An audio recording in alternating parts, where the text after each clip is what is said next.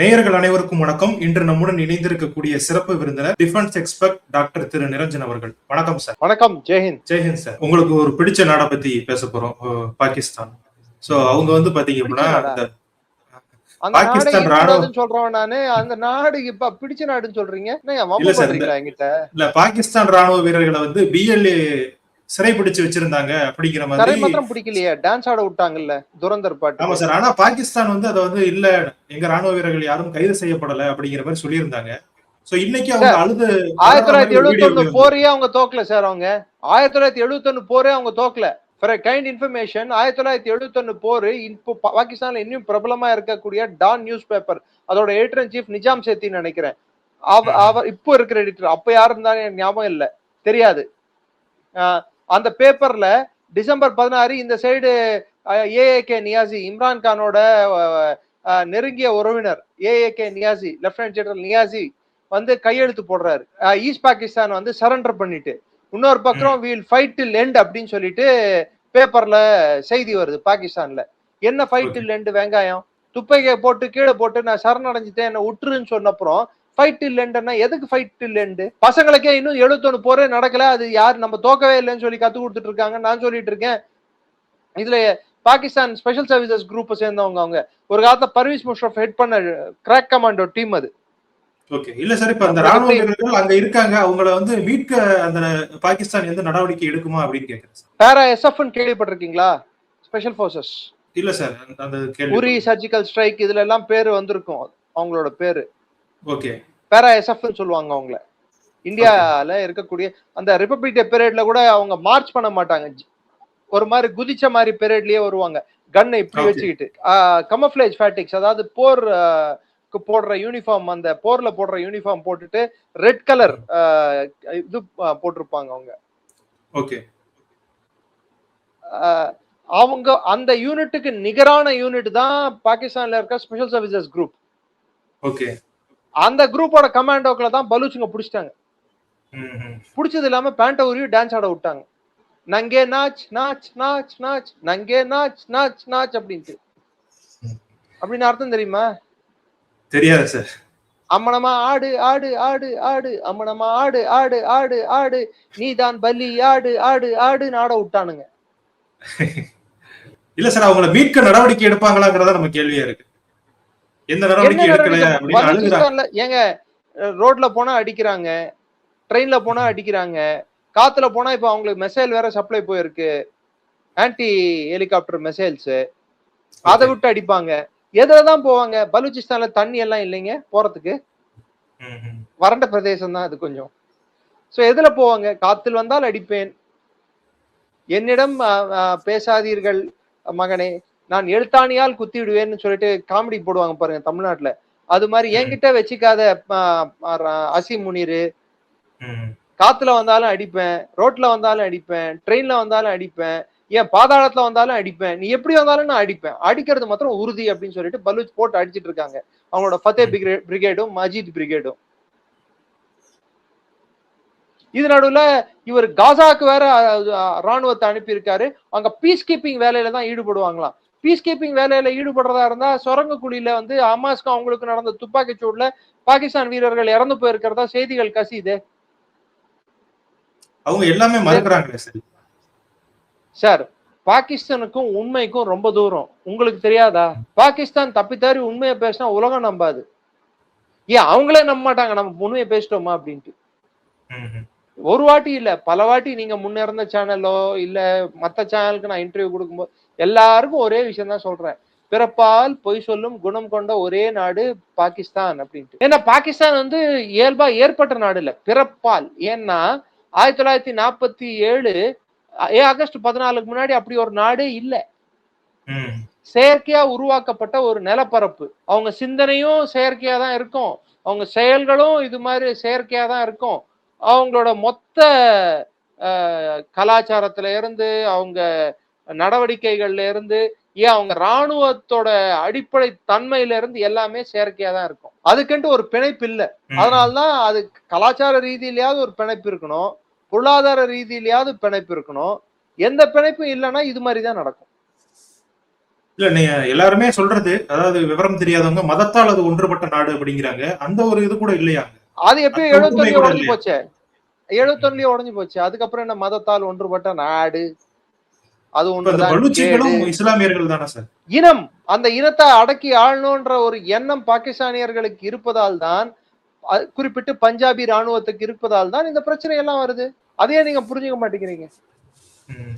இப்ப இவங்கள மீட்கிறதுக்கு எந்த நடவடிக்கையும் எடுக்க மாட்டாங்கன்னு சொல்ல வர்றீங்களா? இல்ல அவங்கள அப்படியே விட்டுருவாங்களா? இல்ல மீட்கலாம், மீட்காம போறது அப்பாற்பட்ட பிரச்சனை. முதல்ல பலூச்சிஸ்தான் அவங்க மீட்க முடியுமான்னு பாருங்க.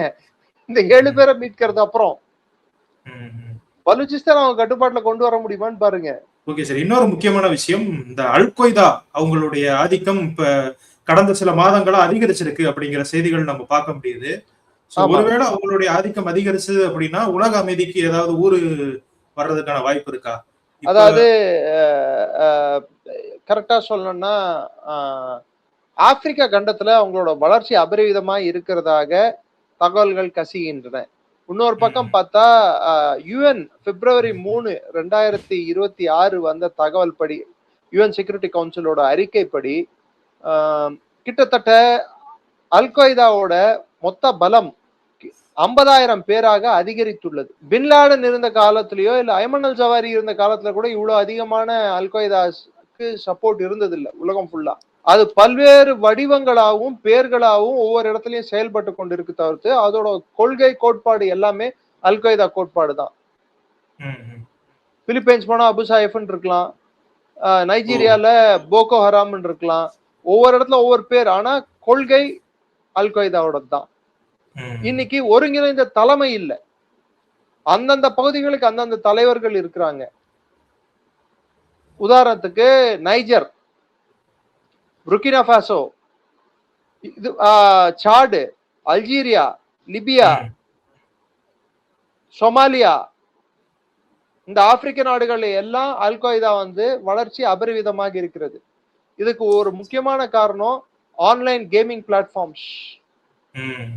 ரெக்ரூட்மெண்ட்டுக்கு பெரிய டூலா மாறிட்டு இருக்கு. Okay sir. இதுல நமக்கு ஒரு கேள்வி வருது. நீங்க சொன்ன நாடுகள் எல்லாமே பொருளாதார ரீதியாக கொஞ்சம் நலிந்த நாடுகள் தான். சோ அத பயன்படுத்துறாங்களா? ஒரு விதத்துல அது நீங்க சொல்றது கரெக்ட்னு நான் எடுத்துக்கிட்டாலும், பட் ம். அந்த என்ன சொல்றது, வளரும் தலைமுறை, அதாவது இளைஞர் சமுதாயம் அதிகம் இருக்கக்கூடிய நாடுகள்ல ம். டெக்னாலஜி ரீதியாக இந்த கேமிங் பிளாட்ஃபார்ம்ஸை இன்ட்ரடியூஸ் பண்றது, இந்த கேமிங் பிளாட்ஃபார்ம்ஸுக்கு ஒரு தங்கு தடையற்ற ஒரு சேவை கொடுக்கறது என்ன ம். மாதிரியான பாதிப்பு கொடுக்கும்ன்றது இப்போ உலகம் புரிஞ்சுக்கும் அப்படின்னு நினைக்கிறேன் நான். ஓகே. அதுதான் நடந்துட்டு இருக்கு. புரியுது சோ சார். தீவிரவாதம் வெறும் பொருளாதார ரீதியிலயோ இல்ல வறுமை காரணமாகவோ ஏற்படுறது விஷயம் மாத்திரம் இல்ல. அப்படி ஏற்பட்டிருந்தா இந்தியால ஒரு டாக்டர் படிச்சவங்க எல்லாரும் சேர்ந்து டெல்லி குண்டு வெடிப்புக்கு மூல காரணமா இருந்திருக்க வேண்டிய தேவையில்லையே. அல்ஃபலா ம். யூனிவர்சிட்டி என்ன ஆச்சுன்னு நீங்களும் பாத்தீங்கல்ல, எஸ் சார். பேல்காம் போன மர்டர்ல. வாரம் கூட போன வாரம் கூட ஒரு வீடியோ சர்க்குலேட் ஆச்சு. அதாவது ஜனவரி 27ஆம் தேதி ஒரிசா பக்கத்துல புவனேஸ்வர்ல நடந்தது. நீங்க பார்த்திருப்பீங்க அந்த வீடியோ. ஒரு வீட்டோட டெரஸ்ல பாம் அசெம்பிள் பண்ணும்போது வெடிச்சிருச்சு. ஒரு குடும்பத்தை சேர்ந்த 2 பேர் உயிரிழந்துட்டாங்க அப்படின்னு. சோ இந்த மாதிரியும் படிச்சவங்க மத்தியிலயும் அது அதிகமா இருக்கு அப்படின்னு சொல்லப்படுது. ஏன்னா ஆன்லைன்ல இதுக்கான நிறைய மேனுவல்ஸ் எல்லாமே கிடைக்குது. இன்னைக்கு ஆன்லைன் இன்டாக்ட்ரினைசேஷன்ன்றது மிகப்பெரிய டூலா இருக்கு. ஸோ பாகிஸ்தானே கூட அவங்க ரெக்ரூட்மெண்ட் ஸ்ட்ராட்டஜியை மாத்தி இருக்காங்க இந்தியால. அதாவது 5 கட்ட ரெக்ரூட்மெண்ட் ஸ்ட்ராட்டஜி அடாப்ட் பண்ணிருக்காங்க. இது பேர் லேயர்டு ஆர்கிடெக்சர் அப்படின்னு சொல்லுவாங்க. இத லேயர்டு ஆர்கிடெக்சர்னா இப்படி கல்ல ஒவ்வொரு ஒவ்வொரு கட்டமா நம்ம வச்சு ஒரு அடுக்கடுக்கா வச்சு கட்டுறோமோ, இது ஆமா. 5 அடுக்குகள் கொண்ட ஒரு சிஸ்டம் இது. ஓகே. சோ முதல் அடுக்கு எப்படின்னா இண்டாக்ட்ரினைசேஷன், அதாவது அவர்களை ஈர்ப்பது. அதை எதை வச்சு ஈர்க்கிறாங்கன்னா அல் கொய்தா, ஐசிஸ் வீடியோஸை போட்டு காட்டி, ப்ராபகண்டா வீடியோஸை காட்டி பொதுவா ஈர்க்கிறது அவங்களை. 2வது கட்டத்துல செகண்ட் லேயர் இது எங்க அவங்க பயன்படுத்துறாங்கன்னா காலேஜ் கேம்பஸஸ்ல, உதாரணத்துக்கு அல்ஃபலா யூனிவர்சிட்டி ஹாஸ்டல். ஸோ இங்கெல்லாம் இதுக்கான ஃபர்டைல் கிரவுண்டா இருக்கு ரெக்ரூட்மெண்ட்டுக்கு. 3வது லேயர் கிட்டத்தட்ட இந்திய அரசாங்கம் என்ஐஏ பிளஸ் மற்ற ஸ்டேட் ஏடிஎஸ் எல்லாம் சேர்ந்து 8000 மியூல் அக்கௌண்ட்ஸ்னா போலியான வங்கி கணக்குகளை முடக்கி இருக்காங்க. பெரும்பாலுமான கணக்குகள் ஜம்மு காஷ்மீர்ல இருந்து ஆப்ரேட் ஆயிட்டு இருந்தது. அதுல பண பரிவர்த்தனை வந்து சின்ன சின்ன அமௌண்டா தான் பரிவர்த்தனை ஆகும், பெரிய அமௌண்டா இல்ல. ஓகே. ஆனா 8000 அக்கௌண்ட்டை வந்து ஒரு அக்கௌண்ட்டுக்கு 5 லட்சம் ரூபான்னு ஒரு நாளைக்கு கணக்கு பண்ணி பாருங்க, 4 லட்சம் ரூபாய் கணக்கு பண்ணி பாருங்க. 8000 அக்கௌண்ட்டுக்கான எங்க போகுது? இது மாதிரி மியூல் அக்கௌண்ட்ஸ், அது யார் ஆப்ரேட் பண்றா, எப்படி ஆப்ரேட் பண்றா, அதோட கேவைசி அந்த டீடைல்ஸ் எல்லாம் ஒழுங்கா இல்லாம நடந்துட்டு இருக்கு. பிளஸ் இது இல்லாம ஹவாலா, அது எப்பயும் இருந்த ரூட் தான், அந்த ரூட் நடந்துட்டு இருக்கு. இது இல்லாம மைக்ரோ ரூட்டிங், சின்ன சின்ன தொகைகளா எல்லையில் அந்த பக்கத்துல இந்த பக்கம் அனுப்புறது, பங்களாதேஷ் வழியா நேபாள் வழியா, இது ஒரு பக்கம் நடந்துட்டு இருக்கு. இதுல அதிகம் வந்து இது ரூட் ஆகுறது ஜேஎன்கே மூலமா தான் ரூட் ஆயிட்டு இருக்கு. அதனாலதான் என்ஐஏ பெரிய கிராக் டவுன் பண்ணிருக்கு. இன்ஃபேக்ட் மகாராஷ்டிரால கிராக் டவுன் நடந்திருக்கு, இதுல நம்ம யூபியில கிராக் டவுன் நடந்திருக்கு, பீகார்ல நடந்திருக்கு. நெக்ஸ்ட் லேயர் வந்து நான் சொன்னது இப்ப 3வது லேயர் ஃபைனான்ஸ்ன்றது. 4வது லேயர் வந்து யார அவங்க அதிகம் ஈர்க்க பாக்குறாங்கடான்னா educated urban or semi urban youth, நகரப்புறங்கள்ல வசிக்கக்கூடிய இளைஞர் சமுதாயத்தை ஈர்க்கிறாங்க. இதுக்கு எல்லாத்துக்கும் அவங்கதான் கரெக்டா இருப்பாங்கன்னு சொல்லிட்டு கடைசி பிளாட்ஃபார்ம் வந்து இவங்களை வந்து ஈர்க்கப்புறம் அவங்க ஆபரேஷன் பண்றதுக்கு அவங்க எங்க போய் வந்து ஒருங்கிணைக்கிறாங்க, இல்ல ஒண்ணு சேர்ந்து இந்த வேலைகளை செய்யுங்கன்னு சொல்லிட்டு அவங்களுக்கான இடத்தை எங்க சூஸ் பண்றாங்கன்னு பாத்தீங்கன்னா 2ஆம் கட்ட நகரங்கள், முதல் கட்ட நகரங்கள் இல்ல. இப்ப சென்னை, ஹைதராபாத், பெங்களூரு, இன்னும் சொல்ல போனா மும்பை, டெல்லி, இது மாதிரி நகரங்களா இருந்தா ஈஸியா கண்டுபிடிச்சிட முடியும். அந்தந்த மாநில தலைநகரங்களா இருந்தாலும் ஈஸியா வந்து, ஏன்னா பாதுகாப்பு அரண்கள் அதிகமா இருக்கிறதுனால கண்டுபிடிச்சிட முடியும். இன்டெலிஜென்ஸ் நெட்வொர்க் ஸ்ட்ராங்கா இருக்கிறதால கண்டுபிடிச்சிட முடியும். சப்போஸ் இதே ஆக்டிவிட்டி வந்து ஒரு ஜம்ஷெட்பூர் இல்ல தூத்துக்குடி இல்ல சின்ன சின்ன கேலிக்கட்டு, இது மாதிரி சின்ன சின்ன நகரங்கள்ல ஆபரேஷனல் இது ஆக்டிவிட்டி நடந்துட்டு இருந்தா அது டிடெக்ஷன் வந்து கஷ்டமாயிடுது. புரியுது சார். அதுவும் குறிப்பிட்டு அவங்க எதை டார்கெட் பண்றாங்கன்னா இண்டஸ்ட்ரியல், அதாவது தொழிற்சாலைகள் அதிகம் கொண்ட சின்ன சின்ன நகரங்களை டார்கெட் பண்றாங்க. ஏன்னா தொழிற்சாலைகள் அதிகமா இருக்கும்போது குண்டு செய்வதற்கோ இல்ல மத்த வெடி பொருட்கள் செய்வதற்கோ அதற்கு தேவையான பொருட்களை வாங்குறது ஈஸி. ஓகே. ரீசெண்டா ஜம்ஷெட்பூர் மாடியூல்ல கண்டுபிடிச்சிருக்காங்க. ஓகே, புரியுது சார். இப்ப அந்த அல் கைதாவுடைய வளர்ச்சி அப்படிங்கிறது பல்வேறு நாடுகளுக்கு பாதிப்பை ஏற்படுத்தும், இஸ்லாமிய நாடுகளுக்கே பாதிப்பை ஏற்படுத்தக்கூடியதான். சோ அதை தடுக்கிறதுக்கு ஏதாவது முன்னெச்சரிக்கை நடவடிக்கையில் ஈடுபட்டு இருக்காங்களா உலக நாடுகள்? எங்க ஈடுபடுறாங்க? நெஃப்டலி பெனட்னு சொல்லிட்டு இஸ்ரேலோட முன்னாள் பிரதமர் வந்து நேத்து சொல்லியிருக்காரு, டர்க்கி அடுத்த புகலிடமா மாறிட்டு இருக்கு, மோசமான இடமா மாறிட்டு இருக்குன்னு சொல்லிட்டு. ஓகே. சோ டர்க்கி போன்ற நாடுகள் இத வரவேற்கின்றன, ஊக்குவிக்கிறாங்க. அவங்கதான் ஊக்குவிக்கிறாங்க. எர்டோகன் வந்து இன்னும் சொல்ல போனா அடுத்த உலக தீவிரவாதிகளின் புகலிடமாக மாறக்கூடிய பகுதி பாத்தீங்கன்னா சிரியா, டர்க்கி தான். அல்சராரா யாரு? இப்ப இருக்கக்கூடிய சிரியாவோட ஜனாதிபதி யாரு? ஒரு முன்னாள் அமெரிக்காவால் யுஎன்ஆல் டிசிக்னேட் செய்யப்பட்ட, அதாவது அறிவிக்கப்பட்ட ஒரு தீவிரவாதி தானே இன்னைக்கு ஜனாதிபதியா இருக்காரு. அவர் கூட போய் ட்ரம்ப் கை குலுக்குறாரு. ட்ரம்ப்புக்கு யாரு தீவிரவாதி, யாரு வந்து ஜனநாயகவாதின்னு கூட தெரிய மாட்டேங்குது. அவருக்கு தெரிஞ்சதெல்லாம் காசு, பணம், துட்டு, மணி. காசா ரியல் எஸ்டேட்னு சொல்றாரு, சிரியால போய் பங்களா காட்டுறாரு. It's a typical American mentality. அதான் நான் எப்பயுமே சொல்லுவேன், உங்களுக்கு ஞாபகம் இருக்கோ இல்லையோ, உலக தீவிரவாதத்தின் தாய் பாகிஸ்தான்னா தந்தை அமெரிக்கா அப்படின்னு. இது நிதர்சனமான உண்மை. செவிலி தாய் வந்து ஆப்கானிஸ்தான். அந்த ஏன்னா அந்த கருவை சுமக்க வேண்டிய கட்டாயத்துல ஆப்கானிஸ்தான் தள்ளப்பட்டது அந்த காலத்துல. இப்ப அந்த கரு ஒவ்வொரு கண்டத்துல ஒவ்வொரு நாடு சுமந்துட்டு இருக்கு. இப்ப ஆப்கானிஸ்தான்ல ஒரு சட்டம் போட்டிருக்காங்க சார், அங்க இருக்கக்கூடிய ஆண்கள் பெண்களை அடிச்சாங்க அப்படின்னா தப்பு கிடையாது. இது ஏற்கனவே தாலிபான்ல இருந்த, தாலிபான் ஆட்சி கீழே இருக்கும் போது ஏற்கனவே இருந்த பழைய சட்டங்கள், பழைய பிற்போக்குவாத சிந்தனைகள் தானே இதெல்லாம். 96 முதல் 2001 வரைக்கும் அங்க தாலிபான் ஆட்சி இருக்கும்போது இது ஒன்றும் புதுசு இல்லையே, இதெல்லாம் நடந்துட்டு தானே இருந்தது, என்ன புதுசா? இல்ல இப்ப அது வந்து எலும்பு உடையிற மாதிரி அடிச்சா 15 நாள் வரை சிறையில இருக்கலாம் அப்படிங்கிற மாதிரி ஒரு தண்டனை பெண்கள் மீதான இது அதிகமா இருக்கு அப்படிங்கிற மாதிரி ரொம்ப சொல்லப்படுது. பெரிய, அதாவது ரொம்ப பெரிய சலுகை இல்ல இது. சப்போஸ் ஒருத்தரோட முதுகெலும்பு உடைச்சிட்டு அவங்கள வாழ்க்கை ஃபுல்லா முடமாக்கிட்டு 15 நாள் ஜெயில வந்துட்டு உள்ள போயிட்டு வந்துட்டா தப்பில்ல. எவ்வளவு பிற்போக்குவாதம், எவ்வளவு பெரிய அரக்கத்தனம், எவ்வளவு பெரிய முட்டாள்தனம்ன்றத வந்து உலகம் புரிஞ்சுக்க வேண்டிய விஷயம் இது. சரி, இன்னொரு முக்கியமான விஷயம் நம்ம கேள்விப்பட்டது, பாகிஸ்தான் இல்ல இருக்கக்கூடிய பயங்கரவாதிகள் அவங்களுடைய அப்ரோச்ச மாத்திருக்காங்க அப்படிங்கிற மாதிரி சொல்லப்படுது. அந்த தாக்குதல் அப்ரோச் அப்படிங்கிறது. அதான் தாக்குதல் அப்ரோச் போன நவம்பர் மாதத்துல ஆபரேஷன் மகதேவன் ஒன்று நடத்தினாங்க. 35க்கும் மேற்பட்ட தீவிரவாதிகள் அனந்த்நாக், சொப்பூர் பகுதிகளில், கத்துவா பகுதிகளில் இருந்த தீவிரவாதிகளை அப்புறப்படுத்துறதுக்கான ஒரு ஆபரேஷன் நடத்தினாங்க. அது சக்சஸ்ஃபுல் ஆபரேஷன். பல தீவிரவாதிகள் கொல்லப்பட்டார்கள். அப்போ பாகிஸ்தான் தீவிரவாதிகள் எடுத்த முடிவு என்னடான்னா, ஹிண்டர்லேண்ட் சொல்லக்கூடிய வேலி, பள்ளத்தாக்குள்ள நுழையிறத வந்து காடுகள் வழியா, ஒரு காலத்துல காடுகளை வந்து வெளியாவும் நுழைஞ்சிட்டு இருந்தாங்க. நகர்ப்புறங்களையும் அவங்களுக்கு சேஃப் ஹவுசஸ் இருந்தது, அவங்க வந்து தங்கறதுக்கும் தஞ்சம் புகுறதுக்கும் இருந்த வீடுகள் இருந்தது. இப்பதான் புல்டோசர் ஆக்டிவிட்டி நடந்துட்டு இருக்குல்ல. எந்த தீவிரவாதி வந்து நீங்க ஆபரேஷன் சிந்தூர் அப்பயே தீவிரவாதியோட வீடுகளையே தரமட்டமாக்கணும், அதை இன்வால்வ் ஆன தீவிரவாதி வீடுகள்ல. சோ அந்த மாதிரி ஆக்டிவிட்டி நடக்கிறதுனால யாரும் அவங்களுக்கு தஞ்சம் கொடுக்கறது இல்ல. காடுகள்ல நுழையணும்னா காடுகள்லயும் நுழைய முடியறது இல்லை, ஏன்னா ட்ரோனை விட்டு ஈஸியா டிடெக்ட் பண்ண முடியுது. பிளஸ் நம்மளோட ஏரியா டாமினேஷன் எக்ஸசைஸ் சொல்லுவாங்க, ஒரு ஏரியாவை வந்து ஃபுல்லா கவர் பண்ற மாதிரி நம்ம ஆக்டிவிட்டிஸ் பண்ணிட்டு இருக்கோம் நம்ம பாதுகாப்பு படைகள்.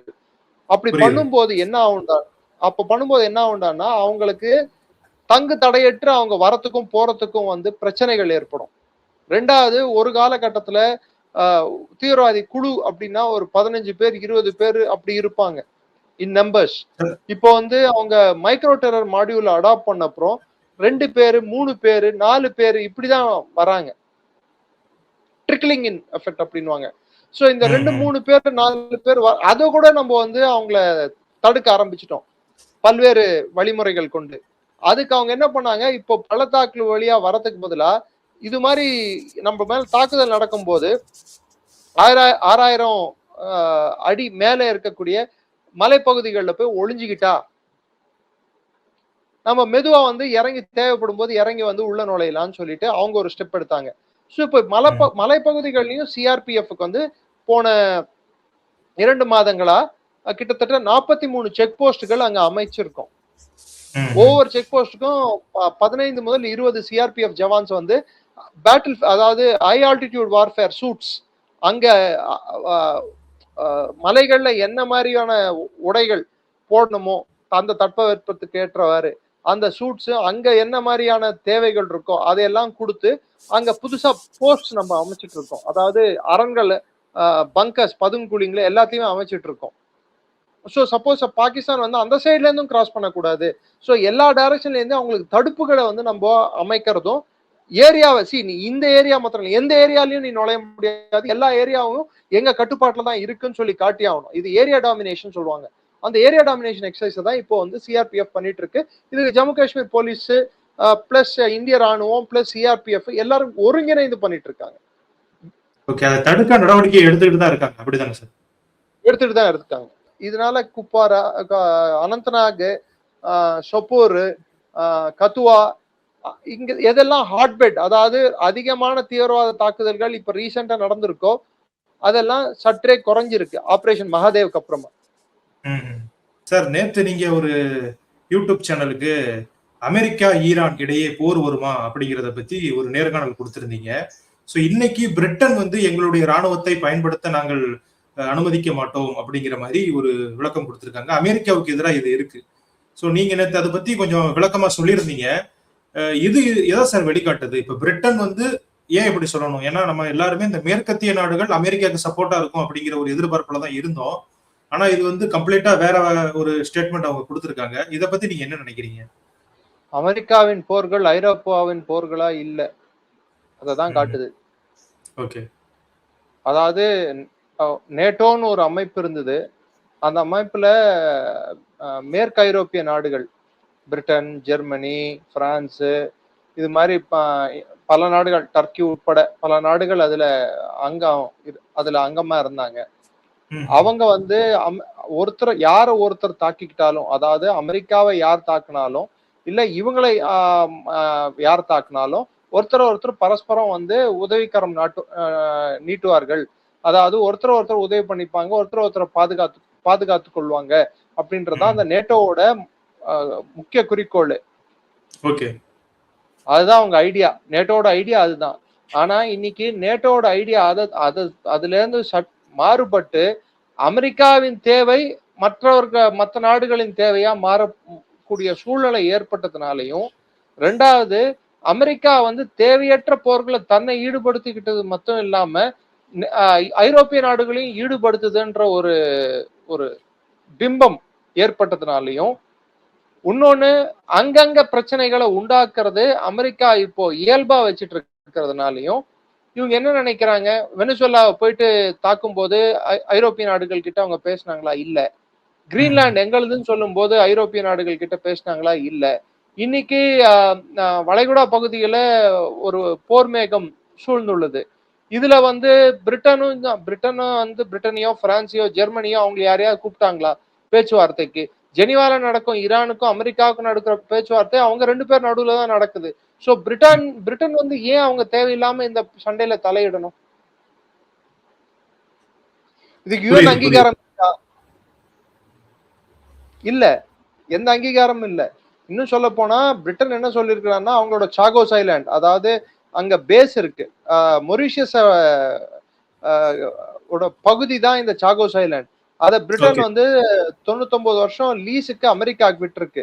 அதுக்கு கிட்டத்தட்ட $3.1 பில்லியன் அளவுக்கு பண உதவி கொடுக்கணும். அதாவது அந்த ஐலாண்டை இவங்க பிரிட்டன் கட்டுப்பாட்டுல வச்சுட்டு இருக்கிறதுக்கு மொரீஷியஸுக்கு பணம் கொடுக்கணும்னு சொல்லிட்டு இன்டர்நேஷனல் கோர்ட், உலக நீதிமன்றத்திலேயே வந்து மொரீஷியஸ் பக்கம் தீர்ப்பு வந்திருக்கு. அதனால ஃபர்ஸ்ட் 3 ஆண்டுகளுக்கு 113 மில்லியன் அது மாதிரி ஒரு கணக்கு இருக்கு, 113 120 மில்லியன். அதுக்கப்புறம் 100 மில்லியன் கொடுக்கணும்னு சொல்லிட்டு ஒரு கணக்கு இலக்க வச்சிருக்காங்க. அப்படி பிரிட்டன் கட்டணும்னு சொல்றத முதல்ல அமெரிக்கா ஒத்துக்கிட்டு, இப்போ வந்து அது தப்பு, அதை நான் ஒத்துக்க மாட்டேன், முன்னுக்கு பின் முரணாக பேசுறத வந்து ட்ரம்ப் இயல்பா வச்சிட்டு இருக்காரு. டி கார்சியா பேஸ வந்து நீ உபயோகப்படுத்தாதேன்னு சொல்லிட்டு இப்போ பிரிட்டன் வந்து மறுப்பு தெரிவிச்சிருக்கு. சோ பிரிட்டனும் அமெரிக்காவும் இருக்கிற பிணைப்பு வந்து இப்ப மெதுவா உடைய ஆரம்பிச்சிருக்கிறத தான் இதை காட்டுது. ரெண்டாவது அமெரிக்கா தன்னிச்சையா செயல்படுதுன்னு சொல்றத காட்டுது. ஓகே சார், இப்ப மேற்குலக நாடுகள், அதாவது வெஸ்டர்ன் கண்ட்ரீஸ்க்கும் அமெரிக்காவுக்கும் ஒரு பிரச்சனை போய்கிட்டு இருக்கு. அதாவது முன்னாடி இருந்த மாதிரி ஒரு நட்புறவு இல்லை. யுக்ரைன் போர்லயே பாத்தீங்கன்னா அமெரிக்கா பேரலா டீலிங் வச்சுட்டு இருக்கு. ஐரோப்பிய நாடுகள் இப்ப வந்து சரி நீ இஷ்டத்துக்கு நீ டீல் பண்ணிக்கிறியா, உன்னோட லாபத்தை நீ பாக்குறியா, சரி என்னோட லாபத்தை நான் பாக்குறேன், எனக்கும் ரஷ்யாவுக்கு என்ன பிரச்சனைன்னு சொல்லிட்டு இமானுவேல் மேக்ரோன் ரஷ்ய அதிபர் புட்டின் அவர்களிடம் பேசியிருக்காரு. பிரெஞ்சு அதிபரும் ரஷ்ய அதிபரும். ஏன் புட்டினை வந்து அலாஸ்காக்கு கூப்பிடும் போது, ஆங்கரேஜ் கூப்பிடும் போது இவர் என்ன ஐரோப்பிய நாடுகளை சந்திச்சு பேசினாரா என்ன ட்ரம்ப்?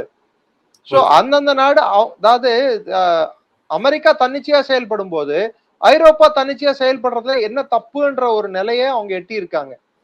ஓகே சார், எங்களோட இணைந்து நிறைய விஷயங்கள் பகிர்ந்துகிட்டீங்க. உங்களுடைய நேரத்திற்கு மிக்க நன்றி. நேரம் ஒதுக்கியமைக்கு மிக நன்றி சார். நன்றி. நன்றி. ஜெய்ஹிந்த். ஜெய்ஹிந்த் சார்.